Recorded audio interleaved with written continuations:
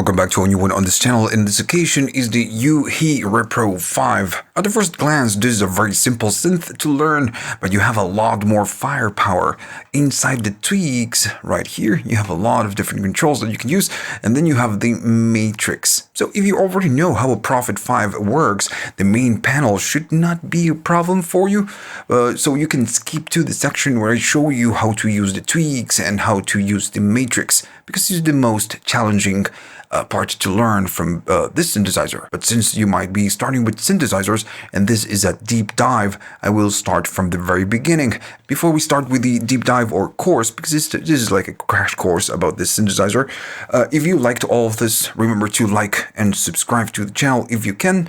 And this channel is supported by viewers only, so if you have the money and you want to buy me a coffee to say thanks and keep the channel keep going on, you can. You have links at the description for PayPal, YouTube Thanks, and Patreon. If you go to the main LCD screen and you click it, you will find a lot of different presets. And in this case, I'm going to be using an init preset, so we can all start on the same place, and also we can see the waveforms that this is generating, right? If you want to change the presets, you can go to the presets section here. Just press it, and you can search by name, you can search by tag, and you can even create your own directories, and so on and on and on. I want to start with the oscillators. You have two different oscillators, the A and the B, and then they all go through a mixer. And the mixer right here gives you the volume for the A or the B, and you also have a noise generator. I'm going to go to the oscillator A. If I provide some volume, I do get some sound. Right? Go all the way up, it's just louder. And the same thing for the B. If we go up, we get the B. Pretty obvious. Now the oscillator A and the B are just pretty much the same, but they are a little bit different. Now on the A, for now, just using the A, you can change the frequency one octave up or one octave up. And by going to control and click, you can reset back to 0. You can change the octaves with the selector, and also maybe you didn't see it right here. You have this is the fine tune. So you can go one up or one down. Again, by control and clicking, you're going to be going back to the center. In terms of shapes, with this one, you can use a saw. We can clearly see the saw in the spectrum right here on the oscilloscope. You can use to turn it off. You get nothing. You can go to a square, and you can use a combination of both.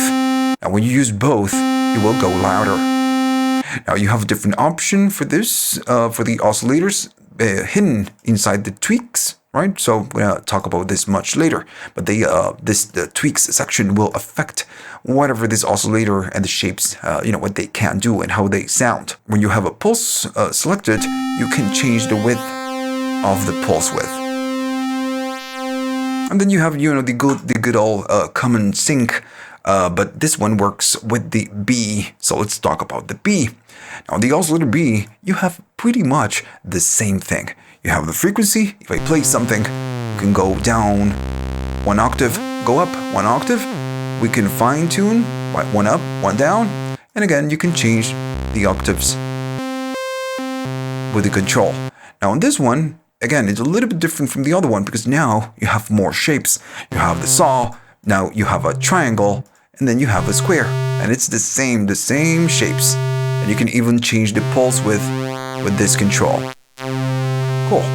Right, so again, super simple. Now the thing is that now, since you have more shapes, you can combine the different shapes. You will be, of course, getting different sound. You can even, turn them all on. The thing is that, it will go up in volume. So this is how you use it, the combination of whatever it is that you do right here, and then whatever you do at the top and going up on the mixer is going to give you whatever it is that you want, right? So maybe I want 2 pulses. Maybe this one is going to be narrow. This one is going to be normal. Maybe, I want to go down frequency by 7. We can do it.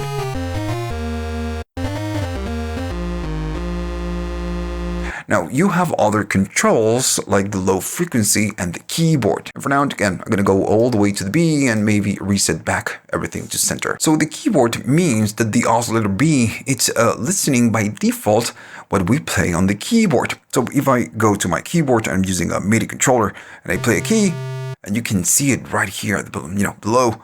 I'm playing that key, and if I go up, the oscillator will play whatever it is that I'm playing. It makes sense, it's tracking the keyboard. And this is why you see keyboard. If I turn it off, it means that it's not tracking the keyboard anymore. So when I play a key, it will play that. And if I play a different key, it will always play the same frequency. Right? So it's always playing the same. So it means that now it's not listening to the keyboard. Now, why do we get something like this? And it's because the oscillator B can be used as a modulator. When we talk about the modulation section, we can, let's say that the oscillator B will not respond to the keys we press, and it will only respond to whatever frequency we use right here. So we can use it as a modulator. And that's why also you have the low frequency. If I maybe enable the keyboard, and maybe I'm going to go up, I go to low frequency, now it's going to turn the oscillator B into an LFO. So if I play it, notice that we get a clicky sound. And it's because now it's super slow. It's super low. So now it works as an LFO. Now if I go up, it's going to go faster, so we can't change how the rate of the LFO. Again, we're going to use it this much later. Now, the important part right here is that this is why you have the keyboard and the low frequency.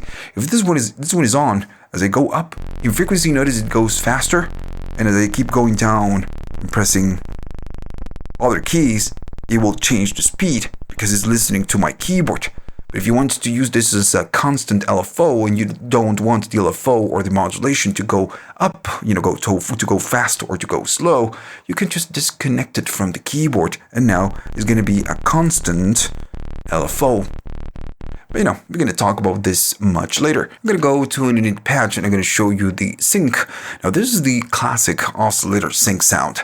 What this does is going to sync the oscillator to the B. So this one is the slave and this one is the master. I'm going to go down on the volume of the oscillator B, and now we only have the A. As soon as I, play the A, we can hear if we change the tune that it's just changing the pitch, and I'm playing the same key, right?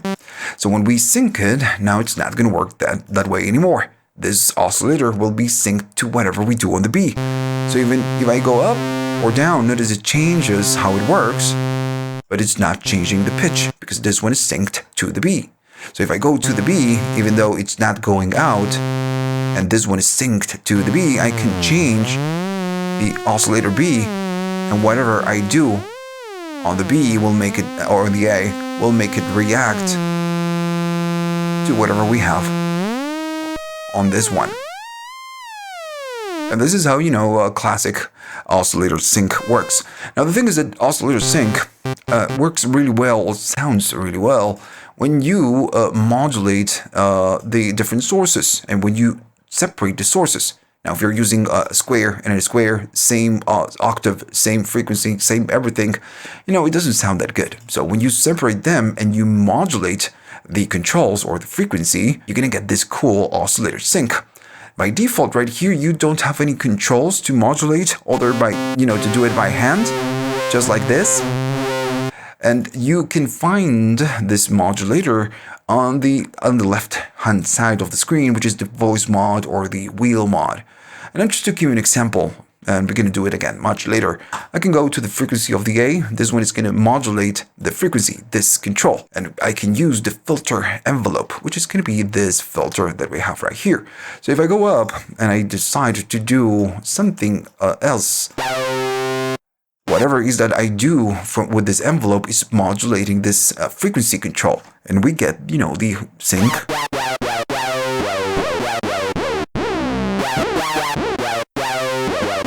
We get that classic sync sound. I'm going to go back again to init, and we almost, covered half of the synthesizer, or at least, the main panel. Then you have the Unison, and I got to say that this synthesizer can only do up to 8 voices. You don't have more. You can only use up to 8. Whenever you turn unison, it's going to take, and for now, I'm going to just chop a little bit of the frequencies. It's going to use unison, which means that it's going to stack the available voices on top of each other. If I go up and detune, we get this super large sound. When you use unison, you cannot use poly. So if I make a chord, we don't get a chord. Now it works as a mono synthesizer, which means one key at a time. You cannot play two keys. Right? I cannot play a chord. So right here, if you're using 8 voices, it will stack the 8 voices on top of each other, so you can get this, unison sound. If I use 3 voices, you're going to be stacking 3 voices. If you do 2, you're going to be stacking 2. Notice that it sounds different. And if you're using 1, there's no unison. Even if you move this control, it's just nothing is going to happen. So if you're stacking multiple voices, the detunes the voices, so you get this beehive type of sound. Go all the way up. Get the beehive. Alright, so that's the unison, which is something super common that you get on most synthesizers nowadays. I'm going to keep this synthesizer on 8 voices. I'm going to go to maybe 2, and if I play a chord, I'm just playing a chord. If I move the voice detune, it will detune the voices regardless of the unison. Can you hear the detune?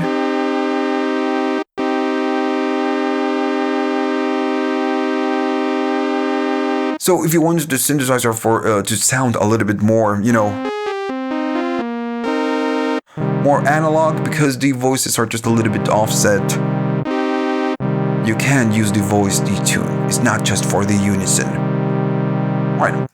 So we are pretty much done with the oscillator section, and now we need to move on to the next section, which is going to be the filters and the filter and the amplifier. But first, I need to show you how an attack and decay and sustain and release works. Right, so starting with the init patch, I want to show you how an ADSR works.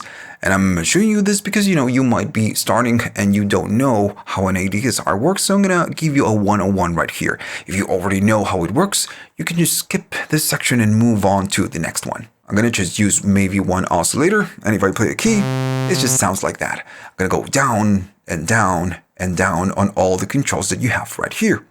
Now this one, the amplifier, controls how the sound goes out of the synthesizer. Is the amplifier, right? The volume that goes out. So now if I play something, you get just a tiny little click, right? So you get a click. It is because all of these controls are all the way down. This will decide how the sound goes out. Attack, decay, and release are time-based controls. The sustain is a level. So let's say I want to play something and I want for the volume to go up. Well, that would be, in this case, the attack. If I go up, what is it? The sound, as when I play a key, and you can see I'm playing a key right here at the bottom. The sound goes up, and at some point, it's going to die. And as I go up on this value, it will slowly go up. Now the thing is that I'm holding the key, and when it reaches maximum amplitude, it's going to touch it right here, and then, and only then, it's going to die. And I guess it's taking a long time to die. Maybe I'm going to do less. It's going to go up and dies, and I'm still holding the key. So the attack means that when I play a key, the sound goes up, it takes an amount of time to get there, and then it dies. So how the volume, it goes down, that's going to be the decay, and it uses the same principle as the attack. How slow is going to be going down. So the attack, and then release going down. Going to do it again in 3, 2, 1. Attack goes up, reaches maximum point, and then decays down.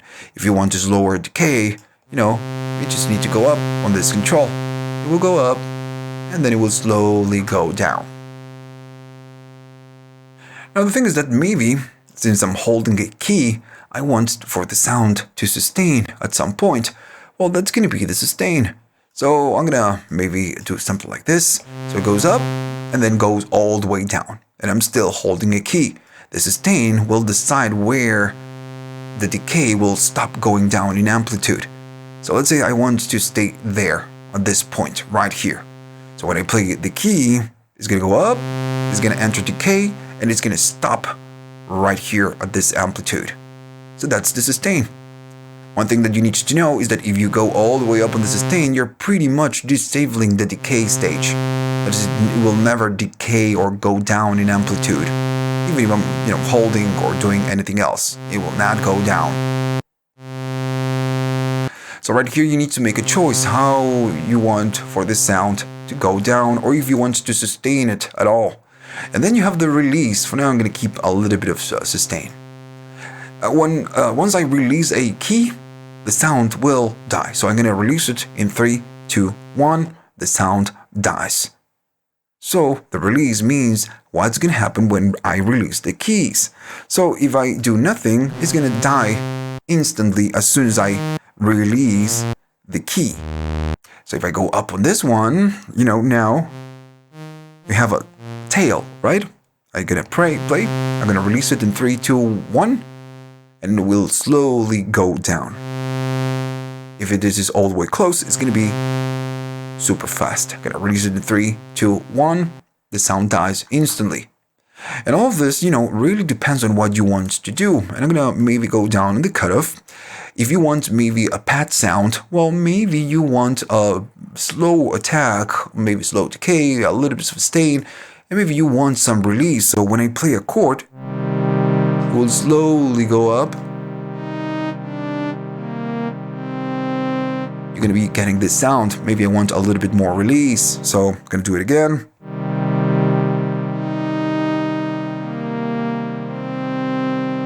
But it sounds like a pad. It's a little bit too slow. So in that case, maybe you can go all the way down on the attack, have a little bit of decay and a little bit more release. And now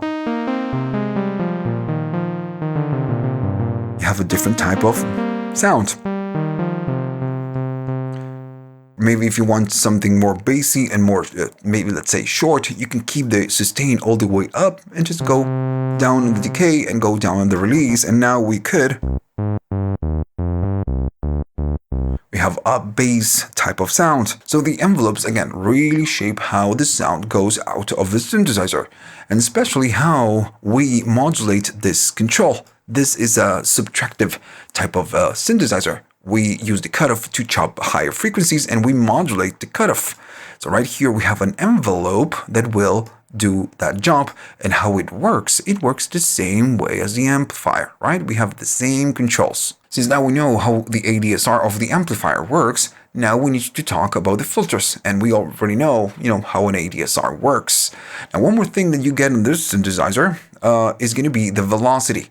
If I go all the way down, the velocity of my keys doesn't affect the volume of the synthesizer. If I play soft, if I play hard, it's the same volume. Now if I go all the way up on the velocity, now it means that the velocity of my MIDI keyboard will scale how the volume of the amp will go out. So it will modify it. It's a modifier. If I play soft, notice it's very soft. I'm playing it my MIDI keyboard, I'm playing it very softly. If I play it really hard, now it goes full volume. And now I'm playing a different intensity. Alright, so let's talk about the filters. The cutoff is a 24 dBs per octave type of a filter. So we are chopping the higher frequencies. Now then you have your resonance.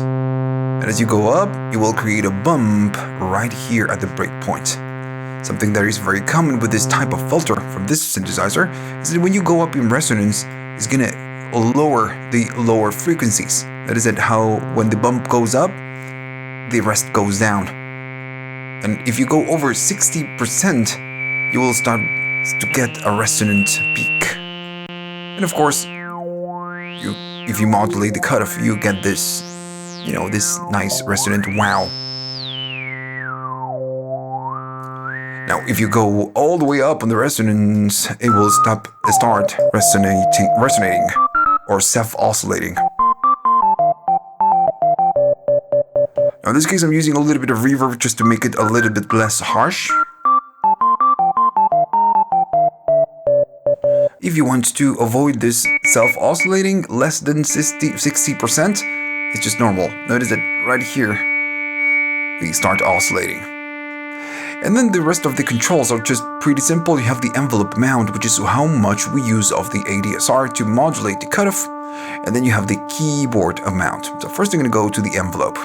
Now the job of the ADSR right here at the bottom is to modulate the cutoff in some fashion. If I play a key, I want for the cutoff to do something like that, right? So we handle this with the attack, decay, sustain, release. And how much do we do? Well, that's going to be the envelope amount. As they go up, notice it goes up.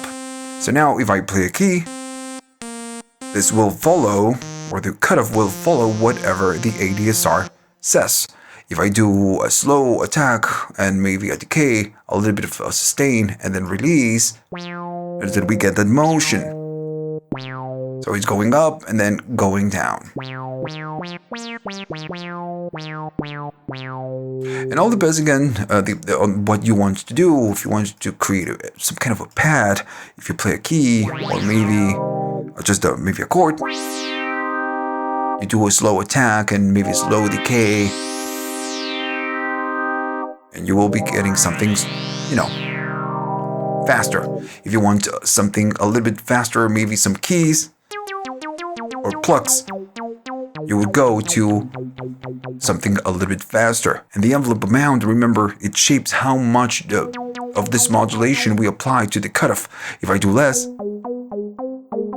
it's going to be less aggressive. If I do more, it's going to be more aggressive. So it's we're scaling the instruction that we provide right here.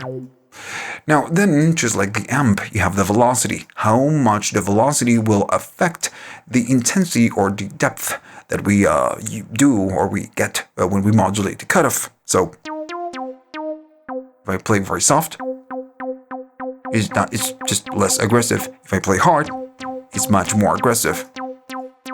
If I do soft again, soft, aggressive, a lot more aggressive. And something very normal that you get on most synthesizers is the keyboard tracking. This is the keyboard amount. And notice that you have a dot, red dot right here. So this is the default value and it's set to 75. You can, go over the top. But right now, if I'm playing, it's tracking the keys. And maybe you're wondering why do I care about this? Well, this will scale the cutoff depending on the frequencies or the keys that we play. If I go all the way down and I keep maybe the resonance there and the cutoff, I'm going to be playing a lower key and it's going to sound there. If I play a higher key, notice that we cannot hear the higher keys, and I'm going to do it with my mouse. Notice that we almost get nothing. And it's because we are cutting a lot of frequencies. So the keyboard amount listens to the keys that we play, and it will scale the cutoff up or down depending on the keys that we play. So now if I play a higher key, notice that we can't hear it. So it's moving the cutoff so we can hear the frequencies that we are chopping. And if I go down, of course the cutoff will scale down. And we can really hear this when we go up in resonance. We can hear that the resonance is moving as I play different keys. If I do no keyboard tracking, that is that the resonance stays at the same position because it's not moving the cutoff. I'm playing, a lot of different keys. So if you really, want to track the cutoff and get that resonance to whatever it is that you play, keep it on the red dot. If you go over the top, it's gonna track it on a different way. That's why you have the red dot. This is like the default value that you get on the original synthesizer. And that's it, that's how the filter works on this synthesizer. And we just covered pretty much the whole synth. We just need to talk about the voice mods and then cover the non-conventional parts of the synth. I'm starting on a default patch and I'm gonna add a little bit of reverb. So it sounds like that. Now we need to talk about the wheel mod. And this says wheel because the wheel mod, this one, it's related to whatever it is that we want to do. So, and this is a modulation. So we have something that will be doing the modulation, which is called the source. And then we need to pick a destination, which is what will be modulated. What can we use to modulate? Well, you can use an LFO or you can use a noise. And right here you have the LFO. We're going to talk about the LFO in a minute. But how this works is that you need to choose the source. In this case, I'm going to go to LFO. And then you need to choose whatever it is that you want to modulate. Let's say I want to modulate the filter. So I'm going to be doing a little bit of cutoff and a little bit of resonance. And if I play a key and sustain it, nothing happens. And maybe I'm going to go to one single oscillator. Nothing happens. And this is because whatever it is that you do right here, you control it with the wheel mod. If the mod is all the way down, nothing happens. As I go up, it's going to allow the modulation to kick in, and we do more. If I go all the way up, it's going to be really aggressive. So this is how we use the wheel modulation from this synthesizer.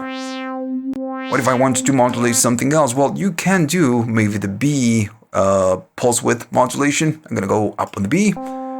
If what it will do this, right? It will modulate the pulse width. And you can only do it when you have the pulse. It's the only one that can be modulated. If I turn it off, we get nothing. Cool, right? So then you have the same for the A, pulse width modulation of the A, and this is exactly the same. If I play the A, we are modulating the pulse width of the A. And the other one is going to be, the frequency, which is going to be the pitch. And we have the same thing for the B, if I go to the B. Now, the source, it's going to be an LFO, and you cannot change this. On the other side, you get noise. So maybe I want to go to the filter and play it. And I'm going to be going all the way to the noise. So now noise is the modulator of whatever destination we select. And again, you can control the intensity with the wheel mod. On this synthesizer, which is, true to the original one, you can decide or just blend noise with the LFO. So you do a little bit of both.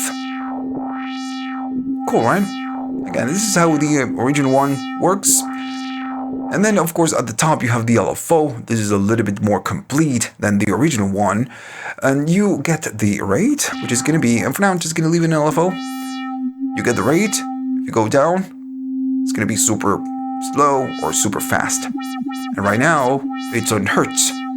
If I go to sync, you can sync it to whatever tempo you have on your DAW. Now then I'm going to go to here, and you have a ramp up. Then you have, again, the triangle. And then you have the pulse, which is an on and off type of sound. One thing that you can do on this one is that you can blend, just like the oscillators, the different LFO. And it will create a more unique type of motion. If I maybe go just to the triangle, notice it sounds a little bit different. Alright. I'm going to select the frequency of the A, and I'm going to be playing this. And I want you to hear the frequency. For now, I'm going to be going to the triangle. And I want you to pay attention. If I play something and I just turn it off, it starts right here. When I do the modulation, the pitch goes up and then goes down, starting from the middle point. And this means that the triangle is bipolar. It's going up in pitch and then down in pitch. But the other ones are not bipolar. This one, it's unipolar. Will start on my pitch and then go up and down, up and down. Then the square is the same thing. It will start on my pitch, go up and then down. But it will never go into negatives. This is unipolar. And this is, what you get by default on the synthesizer. Triangle, bipolar, the other ones are unipolar. we can change this with the tweaks, but we're going to talk about this in a minute. Now, one more thing that you have right here, and I'm going to go to the triangle. If I play a key and I go up, as soon as I go up, the modulation is just, pretty intense. If I go really up, it's going to be way more aggressive, and that's fine. But the thing is that, it would be nice to kind of control all of this. And this is why you have this tiny little slider and the other slider right here. So this is like the threshold or intensity of the mod wheel. If I play and go up, maybe at this point is a little bit too aggressive. So I can lower the threshold, and now it's going to be a little bit different. Now I can do the same thing with the lower part.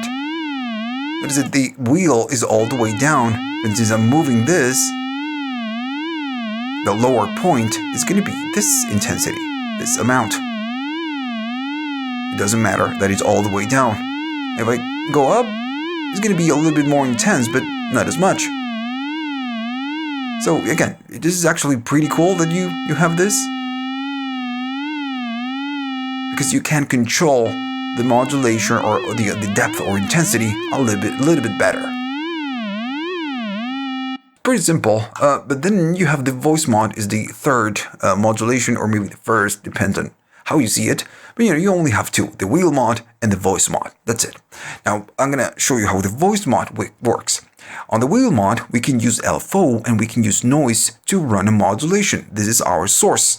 On the voice mod, you can use the filter envelope now, and you can use the oscillator B as a source. And as we discussed previously, the oscillator B can work as an LFO. So now we have a different LFO modulator. Just like the wheel mod, we need to choose a destination. What can we modulate? Well, it's going to be the pitch of the A, it can be the pulse width of the A, and it can be the filter. So alright, so let me give you an example. Let's say that I want to use the filter envelope, this one, right? So this envelope that we have right here, to modulate the frequency of the A. If I use it, notice that this envelope is modulating the pitch of the A. And just like we discussed previously, we can use the sync to get that sync sound. What can you move? Well, is the frequency of the A. Then you can use the pulse width modulation, or modulate the pulse width. And then you can modulate the filter with the same envelope. But we can already do this, so the important part right here is that you can blend the different instructions and get something else. And also that you can use the oscillator B as a modulator and gets a little bit more aggressive, of course. Or we can go, just like we discussed previously, to the oscillator B and turn this B oscillator into an LFO. I'm going to be disconnecting it from the keyboard, making it a low frequency oscillator, and now we have an LFO. And we can control it with the frequency, the rate with the frequency. Maybe I can go all the way down and just handle it this way. And we can use different values to have a different LFO.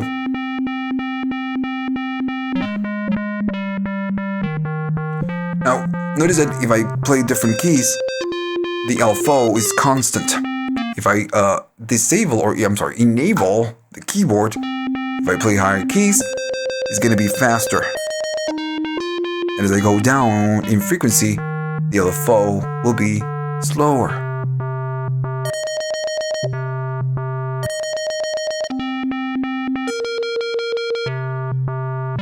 And all of this, everything that you can do on a synthesizer has a use. It depends on, of course, how you use it. Okay, so we are done with the main panel. Now we need to do a deep dive into the dark side of the REPRO-5, right? Which is going to be the matrix and the tweaks. And I guess first I'm going to show you the tweaks because they are really cool and they give you a lot of functionality that you cannot get with the main panel. So let's talk about the jumpers. And I need to make sure that you know how the main panel works, because whatever it is that you do right here, you're going to be changing what you do on the main panel. So if you don't know the main panel, you don't know what this what this will do. So then the LFO, if we talk about the LFO, we know that the triangle is bipolar, and then the saw and the square are unipolar. So this is the DC and the no DC. DC, it's the the default. But if we change it to no DC, the three waveforms are bipolar now. If you go to the saw on the LFO, we can see that this on the end, this is normal, and it means that this is a ramp up. If we change it to INV, it means that now this one works as a ramp down. So as you can see, it's just very simple. The thing is that it just looks confusing, just a little bit confusing. That's all. I'm going to go back to defaults. And then what else do we have? We have the same deal right here, but we have it on the oscillator B.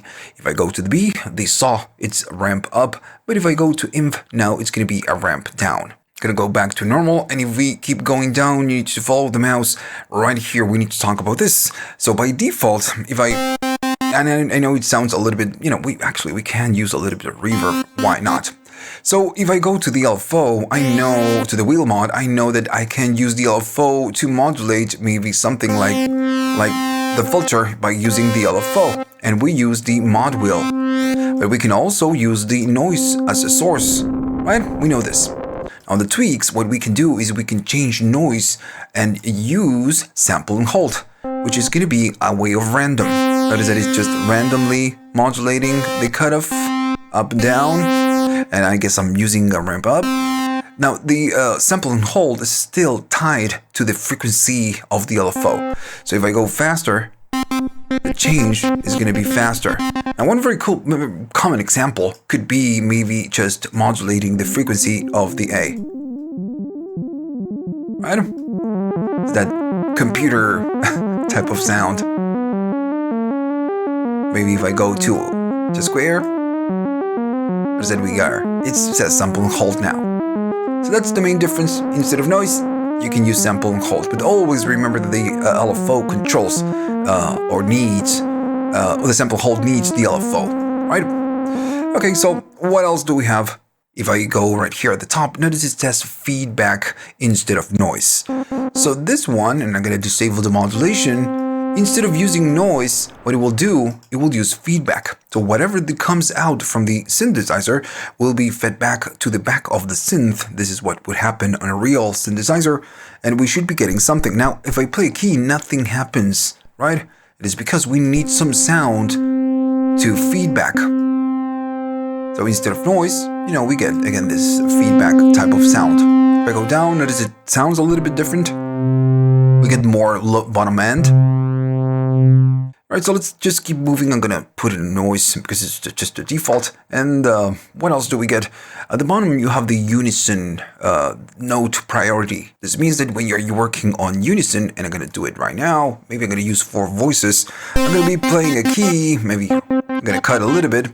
If I play and hold the key, right now the priority is gonna be last. So if I play a new key, and remember on Unison it works on mono, I'm gonna be playing a new key, and that will replace this key that I was playing. It's because, again, it's just mono. But if I play a higher key, it's gonna work. If I play a lower key, it's gonna work. So this one will change the order. If I play a key, and now I play a higher key, it will work. But if I play a lower key, it will not trigger. So we don't get anything. So we can do the same thing, but, go to the other side. We can say low. So now if I play a higher key, it will not work, and it will only work if I play a lower key. Right? So again, all of these options are very standard for modern synthesizers, which is, again, something that you don't get when you use the main panel, but, you get it if you go to the tweaks. What else can we do? At the top, on the filters, you have the plus and the minus. And I guess I'm going to be chopping a little bit of the frequencies. I'm going to do a little bit of envelope amount, and I'm going to be doing something like that, right? So just something. By default, it's going to be plus, which means that the modulation is positive. If I invert this, now it's going to be negative. That is that it's completely different. So this will just invert the envelope. Notice that now it's going down and then up. If If I do the other way, well, it's gonna be down, up, and then down. Just again, we are just inverting the instruction. What else do you get? Right here, you have the key and the key plus PB. So the PB is going to be the pitch bend. If I play a key, we can go up and down. Now, one thing important for the pitch bend is that you can go here and select how much you want to pitch up or how much you want to go down. So if I play a key, go up, we go up 12 semitones, and we can go down 12 semitones. And you can really go up to 48. And I'm showing you this because this section is important.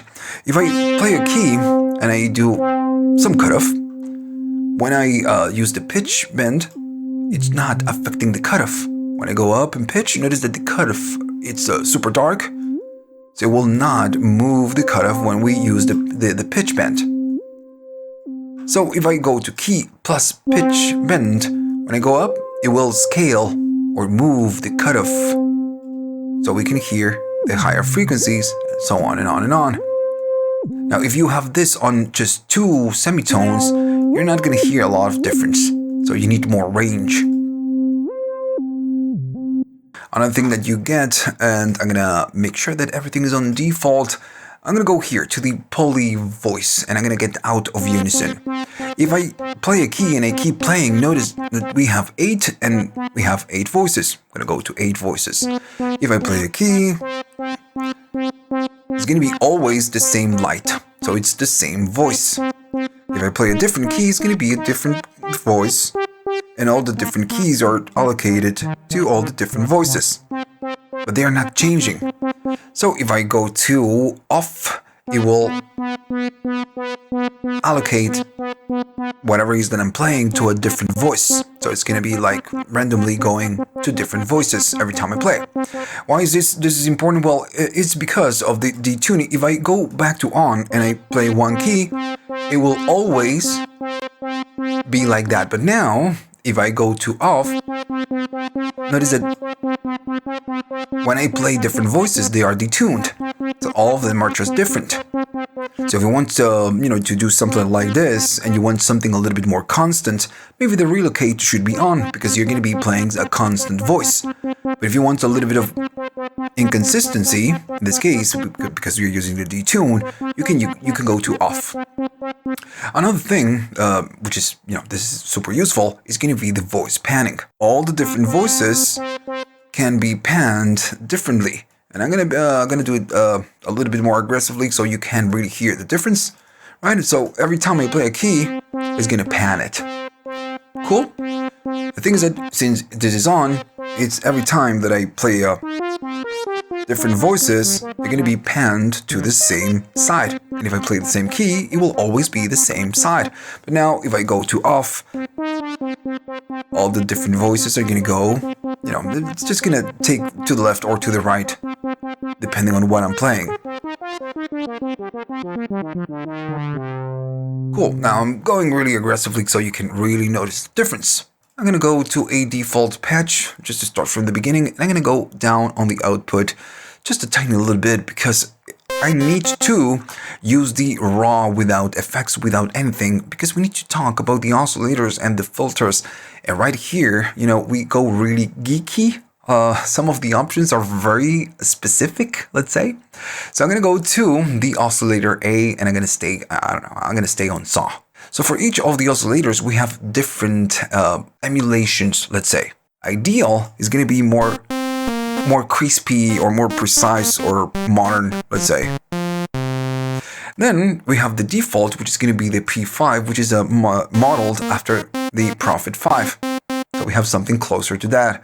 Then the P1 is it's modeled after the Prophet 1, the mono version.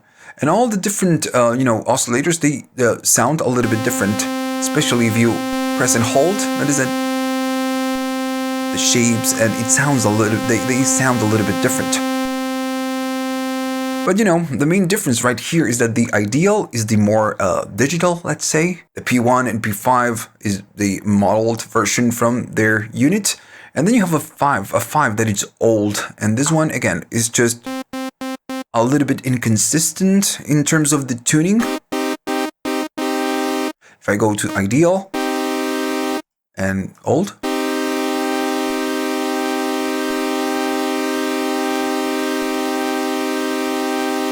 notice that on the old, it just has that a little bit of detuning.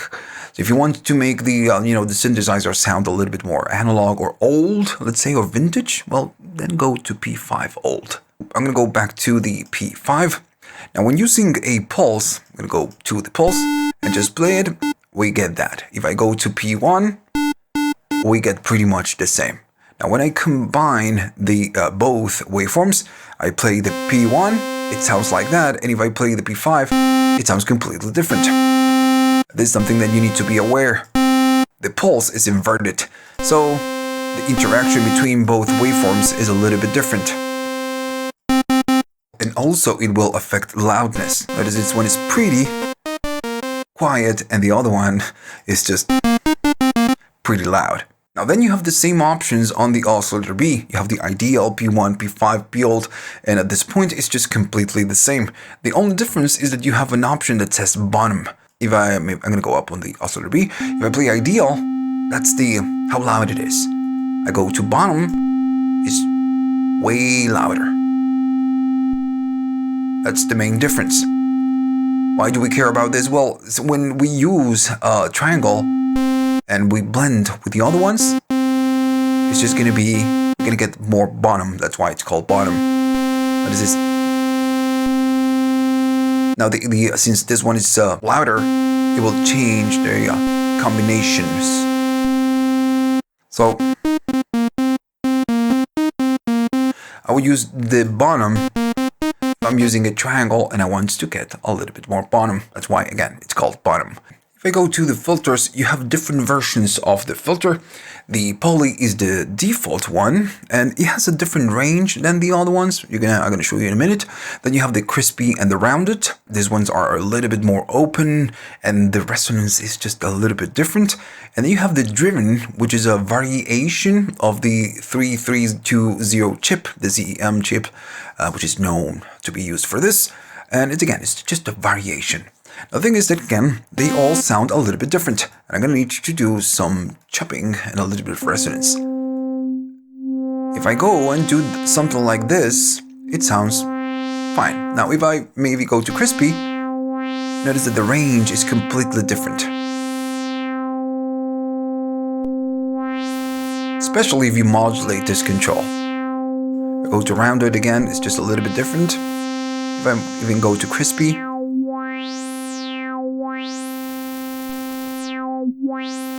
so again, all of these are just different variations.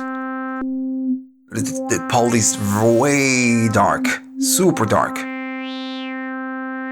I'm gonna stay right here and I'm gonna go to crispy. What is the difference? Just a different range.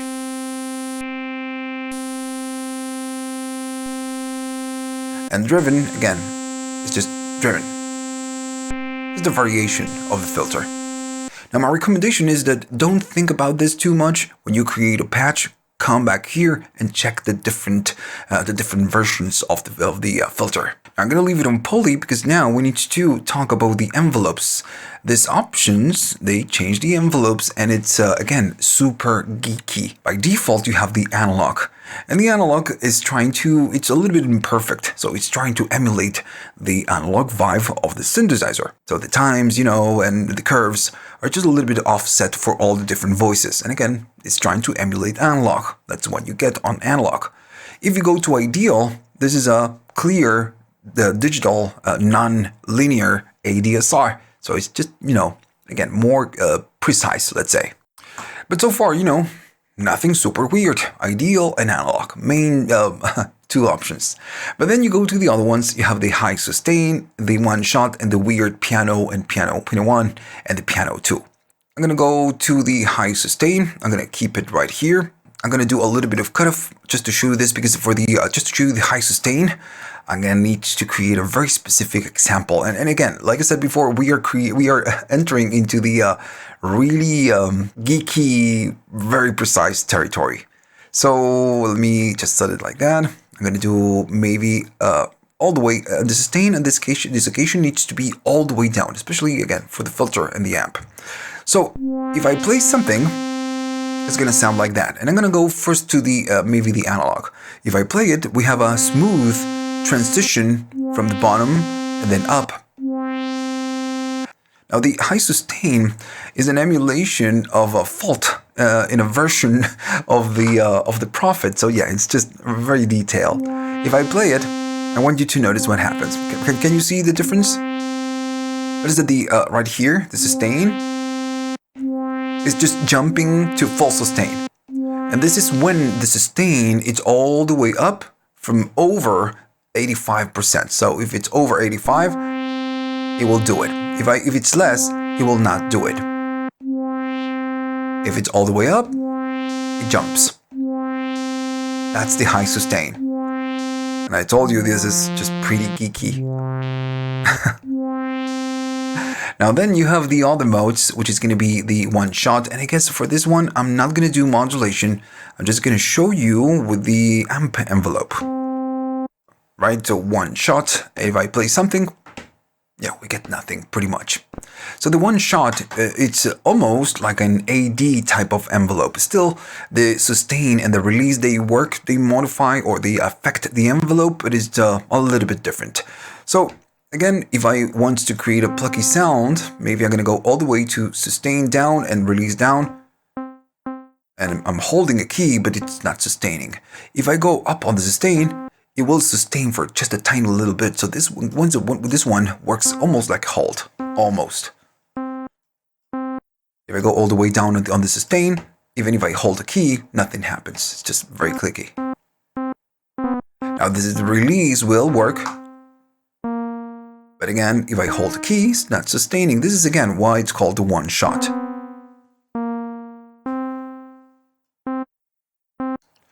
Now you can use the one shot, for example, to create plucks or more percussive type of sounds. Back to an init patch, and I wanted to show you the one shot. And for this, the piano 1 and piano 2, and for this I need a very specific example. I have the default sound. I'm gonna just maybe use the oscillator A. I'm gonna set the amp envelope to be around there, all the way down on the decay, all the way up on the sustain, and all the way up on the release. And I know if I play something, the release, it's super long and I'm not holding the keys, but since we have a very long release, it's gonna stay there and go down in amplitude and take its time. Now I'm gonna change this to be something different. Maybe I'm gonna go to one shot and go down on the release to clean it up, and then go up again. If I do one shot, it's gonna go up. It's going to take a while, and then it's the same idea. It's taking a long time to go down when I use the release. Now, what happens if I go to piano 2 or piano 1? We know that the one shot, when I go up on the release, it's super long. I mean super, super long, right? So I'm going to go to the piano 1. If I do the same, I play it, it's super short.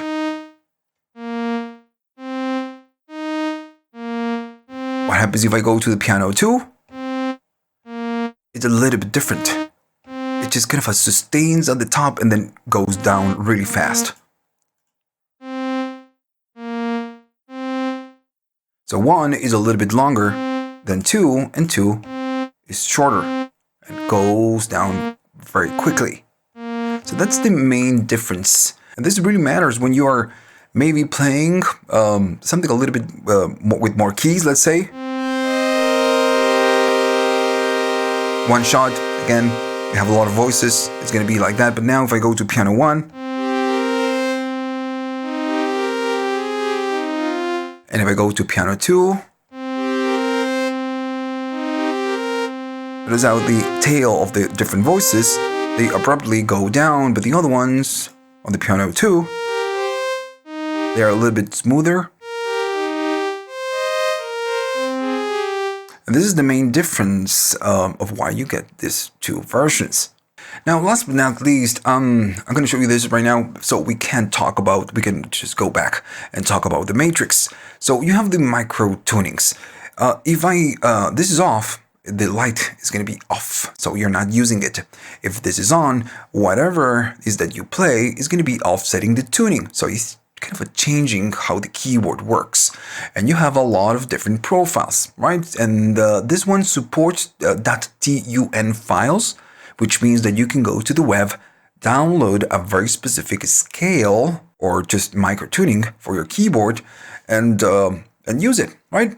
Now, if you don't know what it is, let me just give you an example. If you take a look at your presets, you can see that you have no flats. If I go right here and just select it, right? So this one is selected, and I'm going to close it. If I play the keys, I'm doing it with the mouse, notice that you get no flats. If I play this, it's the same on this. Now, one thing I didn't tell you is that if you double click a key, is going to latch it. But this is, what you can do.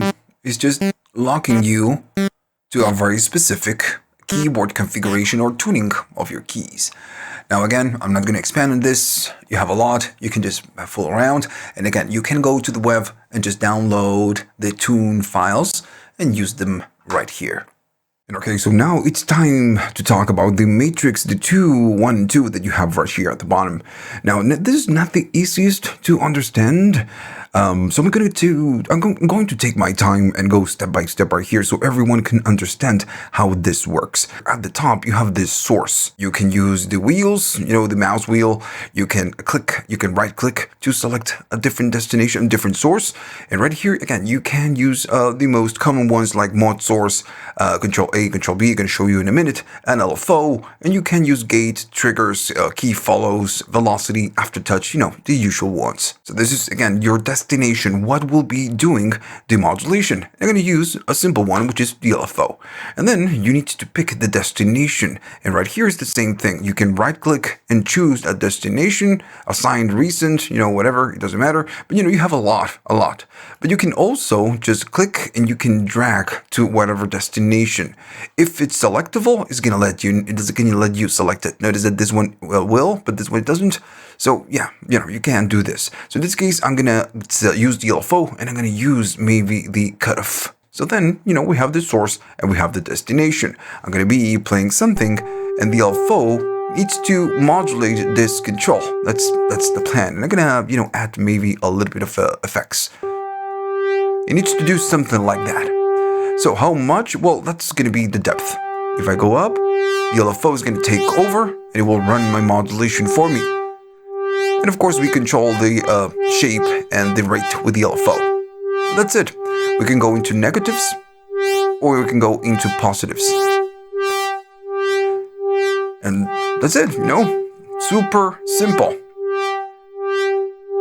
So that's it, source, destination, and depth. The thing is that if you go to the destination, you have some other options. Maybe that, they're just kind of a weird or just, I want to say weird, but just a difficult to find on other synthesizers. You have a trigger, and trigger is going to be a tiny little blip. And I'm not using the LFO anymore. Notice that when I go and play a key, the trigger will go to the cutoff, go really up and then down. But it's super sharp and short. That's what a trigger is. If I go to the gate, it's the same thing, the same idea, but now it will go right here, open the cutoff and sustain as I'm holding the key. And when I release, it will go back. And the amount, of course, the depth, will decide how much the gate will remain open. As soon as I, again, close it, it's going to go super fast and close it. Other options could be the key follow. We kind of already talked about this, especially when we talked about the tweaks, that you can use the key and the pitch bend. Well, this is the same idea. You can go right here and say key follow. And now, if I play lower keys, it's going to open the cutoff less. But if I play higher keys, it's going to open the cutoff. So yeah, you can do this, something like this. Then you have the velocity. Depending on the velocity, is going to open less or more the cutoff in this case. And again, you have aftertouch. If you have aftertouch, I do on this keyboard. So let me do a little bit less of depth. I play a key and now I apply more pressure to do aftertouch. I can hear the modulation. Now you need to have something that can output aftertouch. And then you have the filter envelope, amp envelope, and the voice index. This one is interesting. So what we can do, we can use the different 8 voices to do something else. I'm going to detune the voices and I'm going to go to the tweaks because now, we know it. So we are trying to modulate the cutoff, right? In this case, the reallocate is on. Every time I play a key, it's on the same voice. But if I do off and I play new keys, each different voice will spit out a different index information. So now, since it's going to different voices, the modulation is a little bit different. That's why we can hear that. If I play it like that, it's different. So yeah, and if I keep it on, but I play different keys, and I'm playing different keys. Let me just show you the keyboard. If I go to the keys and I do something like this, notice that each key will spit out a different information, a different modulation. So okay, so this is the easy part. You have your source, you have your destination, and then you have your how much.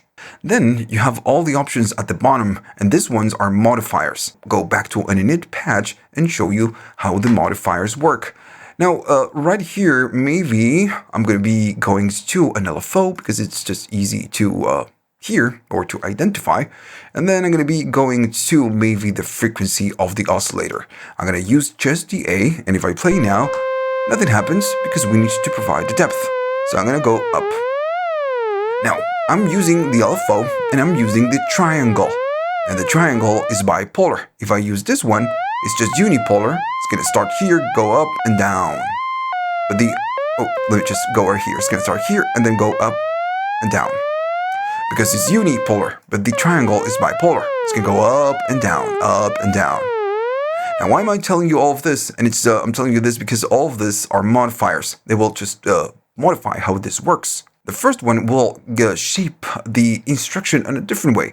Non-linear is going to be, whatever it is that you're using. In this case, the triangle. But maybe we can compress the triangle and this will output just a different instruction.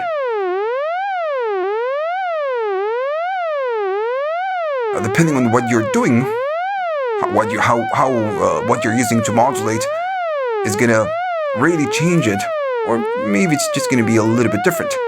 But what we are doing pretty much is just, changing a little bit of the waveform.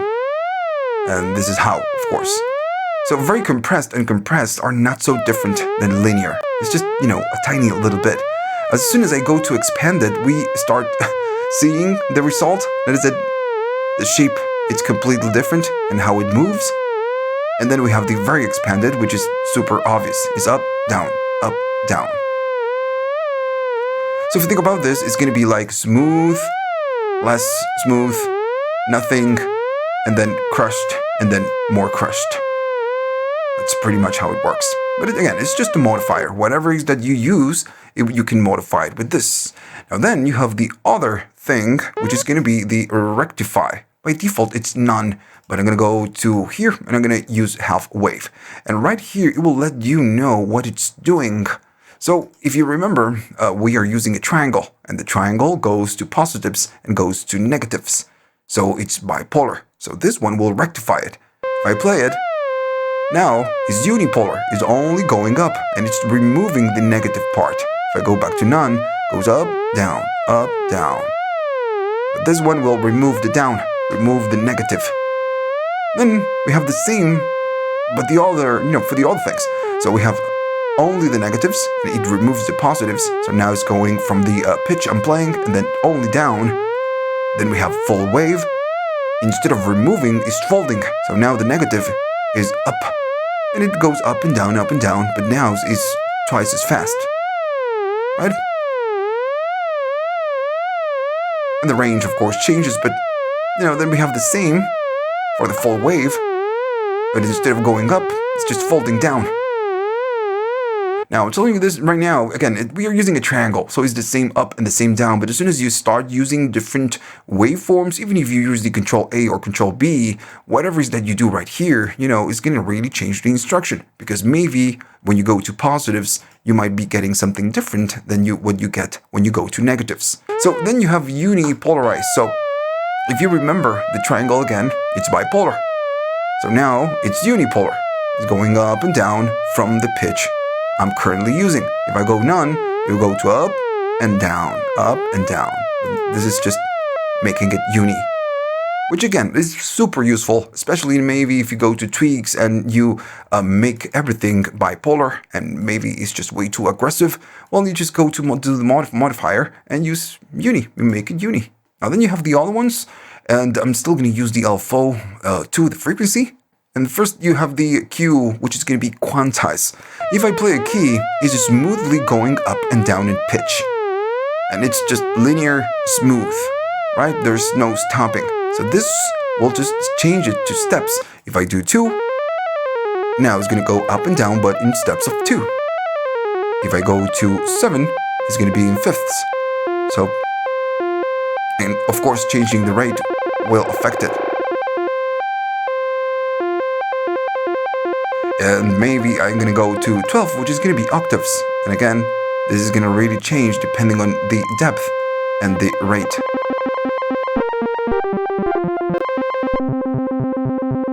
And then you have the other part, which is going to be scales. Maybe you want to scale. Maybe a major, minor, and so on and on and on. So, but here you just need to play around and find something that you like. But again, this is what it does. It's going to quantize the modulation. I'm going to go back to none. Then you have the sample and hold. And this one, it's kind of a special. How sample and hold works is that you need to trigger. You need something to trigger. And it takes a sample from that something, the triggers, to provide a modulation instruction. And this is, again, sample and hold. That's why it's called sample. It's taking a sample from a place. How or when is going to take a sample? Well, usually that's the LFO. And usually the place is going to be the noise. But right here, you can change it. Just to show you how this works, I'm going to change, instead of LFO, I'm going to select the mod wheel. And which mod wheel? Yeah, this one at the bottom. And I'm still going to modulate the oscillator a frequency. And right here, I'm going to go to sample and hold. And notice that you have different places that you can use. I'm going to be using the LFO, just the LFO. And I'm going to go right here and select the square and just make it a little bit faster. So now if I play something and the depth, it's all the way up, nothing happens. Nothing happens. But if I move the mod, it's going to take a sample from this instruction. And if I go up and down, notice that it's giving us this random type of 5, which is, again, sample and hold. It's using the mod as a trigger, and this is how fast it takes the samples. I'm going to go up in rate so you can hear the difference. But it only happens when I move the mod. So this is the trigger.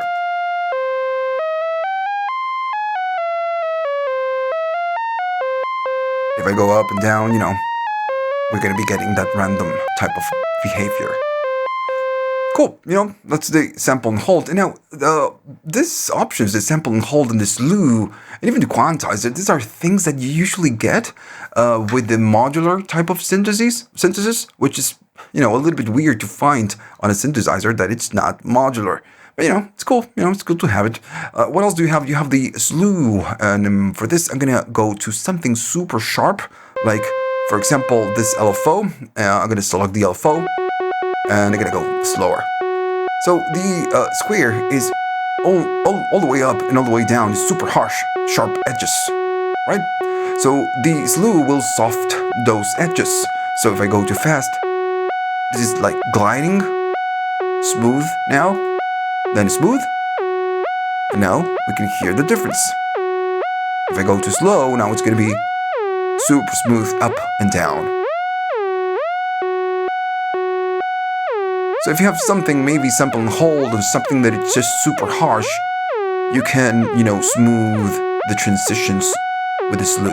And again, this is something that you can find. It's very common on modular synthesis.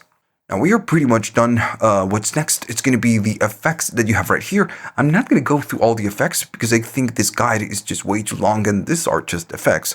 But I'm going to give you a couple pointers. The distortion is completely separated from this channel strip. So if I play something and I'm going to go down and I'm going to go up on this. If I go up on the distortion, it's going to really distort it. So you can use this to, create really cool sounds. And I'm going to maybe turn the reverb on. And you have a lot of different types of distortions. Right? So you can really shape whatever it is that you're doing.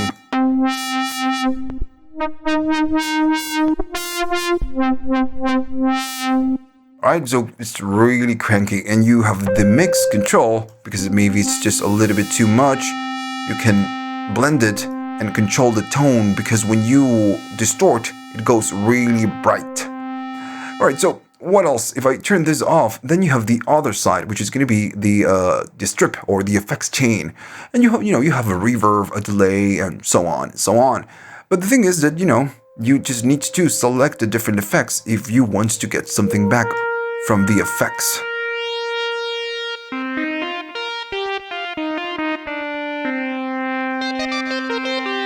Pretty simple. Now the thing is that you can, or you see this order, but this is not the real order that you see right here, and it's because you can just click and drag and reshape or reposition the different effects in a different way.